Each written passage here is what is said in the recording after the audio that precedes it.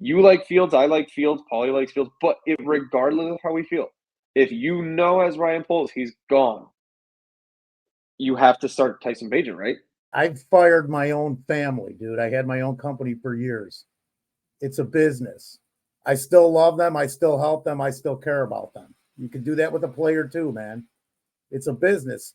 If I already know that Fields is not my guy, I'm playing Badgett starting Sunday. Well, that's why you But know that's that a Fields is quick. not done. That's all you. Because we're already in that the last 3 games don't matter mode because it's accurate. They don't. So and again, if we want to prove Luke Getsy right, and you believe in Luke Getsy and you think Fields might be a problem, you can prove it right now. You can do it in the last 3 games. Throw Tyson Bagent in there, start running a better offense, and make it look different from Fields. Because if you're Ryan Poles, you wanna know where the smell is coming from. You have to be certain, right? There's a stink in your kitchen. You're not sure where, right? And then it's a onion you forgot under your sink. Like, dude, you got to figure out where that stink is coming from. So I think putting Bajan in there for 3 games at this point helps you do that. You're gonna know if he's good, Fields is the problem. He is gone. It is more concrete. It's also the best team building decision. If Bajan goes in there and Getsy's system looks cleaner, better, more efficient, players have better statistics, you might win a game or two now that you have a really good defense. You don't need a lot. If you're just getting what you want out of Bajan, and you can blame Fields now, or if it looks terrible and Bagent gets mauled, I mean, what do you lose? You lose your undrafted rookie free agent quarterback. Fields pops back in, but you at least know. You find out you got to draft another quarterback anyways. There you go. So, like, if you get Fields and you figure out that Fields is the problem, I would feel better about getting rid of Fields.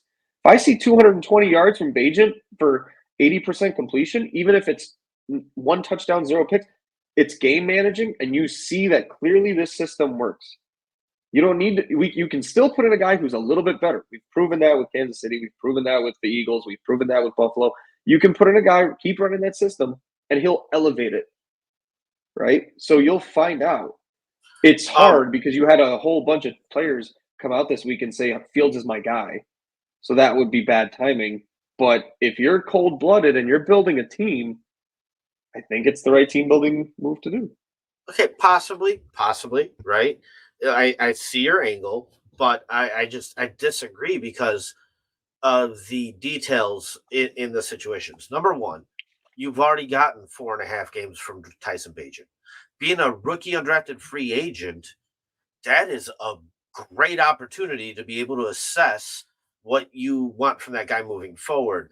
Now, dude, I need more than a year, sometimes 2 years. Like I said, Peyton Manning in his first year was terrible. So it takes a long time to truly evaluate a quarterback accurately. What's 3 more games really going to do me with Tyson Bagent?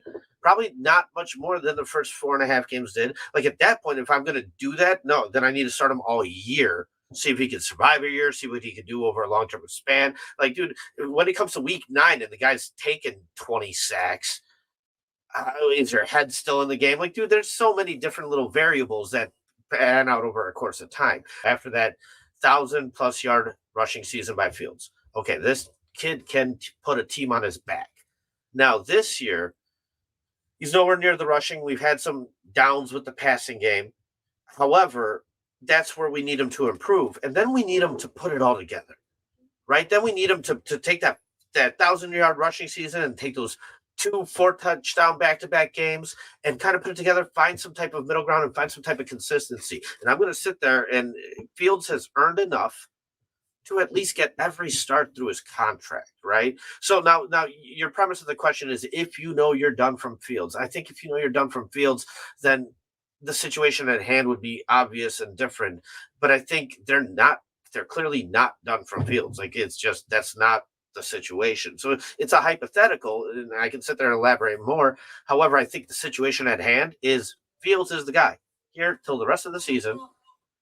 And even if things don't go well, even if the coaching staff gets fired, the only way you move on from Fields is if you're so in love with the new coach that you're willing to let him dictate to you that, hey, I want someone else other than Fields. In fact, if anything, I think you need to have those snaps go to Justin Fields to to just keep giving him more chances. I think that's more valuable.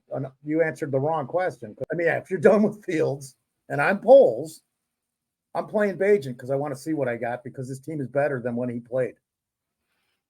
Maybe not every aspect of it. I don't even know if I'd run him out there with Mooney. I think I'd want to put the guys around him that he played with for 15 weeks before he played, with going back to preseason and everything.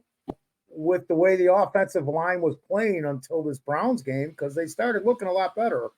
Don't you think, Kevin, when everybody was playing together? 3 games they played together, I think, right? Honestly, it could have just been the Browns being dominant. So